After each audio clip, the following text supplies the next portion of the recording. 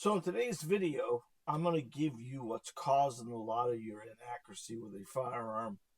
I was in the back today cleaning up to get ready for today, and I found this target.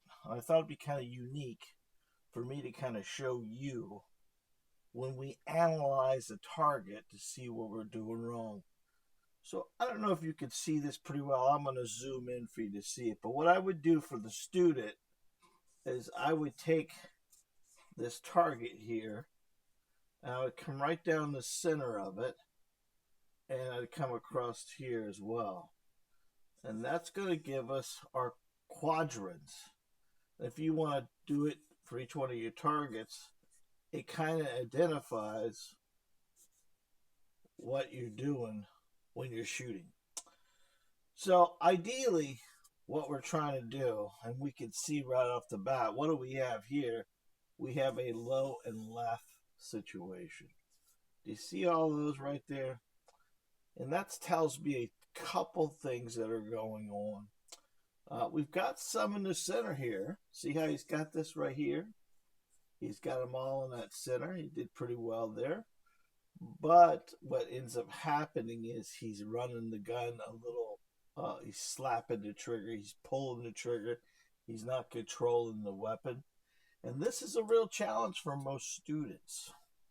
So today I'm going to give you 3 tips that'll get you to understand what you're doing wrong with the pistol. Let's start off right off the bat with the weapon. Now we got our rubber gun today, and when you pick it up, no matter what, you have the discipline to keep your finger off the trigger. That's a key thing we want to do. And you want to make sure, guys, let me just do something real quick. I want to make sure, this is imperative for you to understand, is when you have the weapon in your hand, you want to make sure that the weapon is going down your arm. And the more we do that down the arm, the better we're going to be. Now, you could imagine if I had that gun turned at an angle like that, well, you see it's already off going off the left. We want to make sure that it's level, just like that.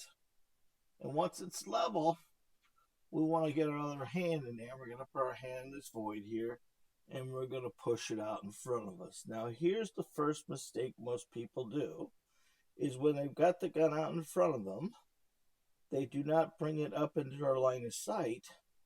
They dip their head to get to the weapon. We don't want to bring our head to the weapon. We want to bring the weapon to our dominant eye. And that's the key thing. So if you notice when I turn my chin, I want to make sure my dominant eye and weapon are lined up together. And the more it is, the easier it is. And if you don't understand that, let me give you a little bit of a thing here. This gentleman, and I didn't see him shoot, so I don't know this for a fact, but the target's telling me this. This gentleman or woman, I know, we had some ladies yesterday too. So this woman is actually, or man, has got the gun over their nose and not over their dominant eye. Let me show you what I mean by that. If we pretend that this is the weapon itself, and I've got the gun in my hand, and I'm pointing here, and I bring this broom back to my face, look where the pistol is. It's over the nose. You don't want that. What you want is to bring the gun over your dominant eye. And how do we get there? By putting the weapon out there, but turning our chin to the right, so when I bring this back, the weapon's over my dominant eye. That's tip number 1. We gotta make sure the weapon's over our dominant eye. If you don't know what your dominant eye is, pretty simple. Make this triangle just like this. Look, both eyes open, and bring it back to your face. It'll automatically go over your dominant eye. Here's the challenge. If you're right-handed, left eye dominant, or left-handed, right eye dominant, you still have to have the weapon and the eye married together. Now, automatically, that's going to put you more level with the pistol, which will increase your accuracy right off the bat.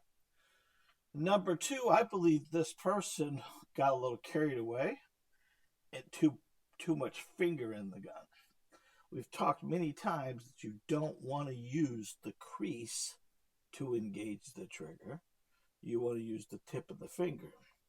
So if you can remember, you want to gap as much as possible with the firearm. You don't want your skin of this finger touching the firearm, which causes a lot of problems there too. So, and when we're in putting this weapon out, getting it over our dominant eye and slowly pressing the trigger back, that's going to keep that pistol more level for us, which will keep it up higher in the target base. Number 3, I think what happens to a lot of students is they have poor grip. Poor grip, it becomes a little issue for us. Maybe over torquing or maybe under gripping with their non-dominant. Think about this. I have 3 fingers holding onto the pistol on one side. I have 4 fingers holding on my non-dominant side. So if we lay this in there properly, you should be squeezing harder. If you really look at those fingers on my left hand. See how the fingernails are getting a little red? That's the power we need to put on the weapon.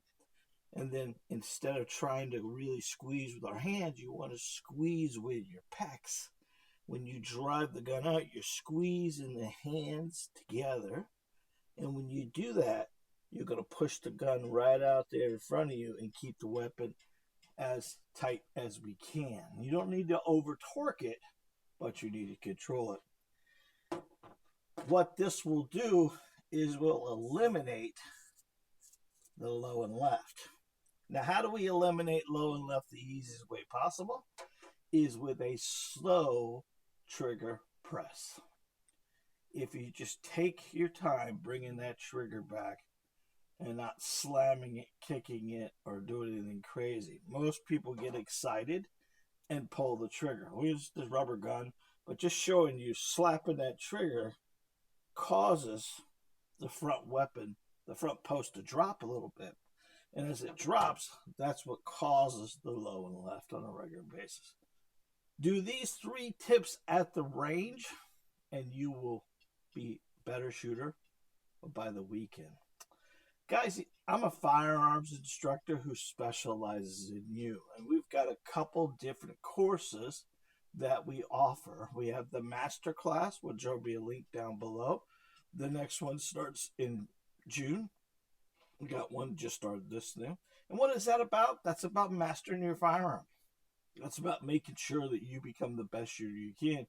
Who's the master class for? Anybody who wants to be a better shooter.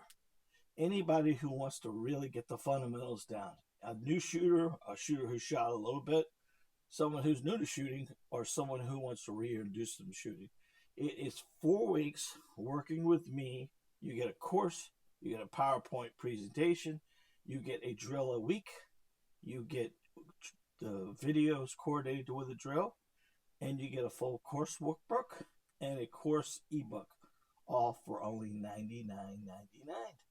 If you're looking to become a better shooter, work with me in 4 weeks and be available on a Monday night at 7 p.m.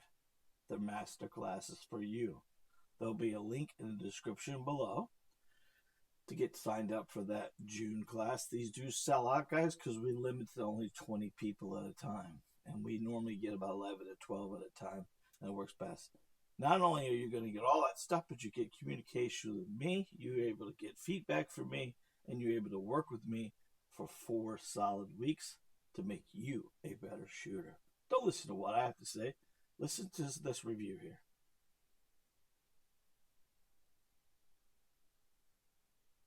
All right, that's Steffens. He is in Boston, Massachusetts. He told you he was furthest away from me, and he technically shot really well. I will recommend the masterclass for any student that wants to become a better shooter and help you understand. Don't forget about our ebooks, guys. Our ebooks are in the descriptions below. What are they about? They're about grip and stance and trigger control and sight picture and sight alignment. What I did was put those books and really break down trigger control or press that trigger down to almost simplicity that you can understand what's causing most of your inaccuracy. I want to give you one of those books for free. All you have to do is put free book at checkout, and it's yours for free. Now, guys, those books are only $3.99 a piece, and we got them actually on sale for $2.99. So if you want to add a few more into the cart to support my family and its family-owned business, I would appreciate it very much, and it would not hurt my feelings. Get out to the range this weekend. Give this 3 tips and trick a try and see how you do. And don't forget to comment below. We'll answer all of our comments. Until next time, God bless, be safe, and remember, you are your first line of defense. See you, folks.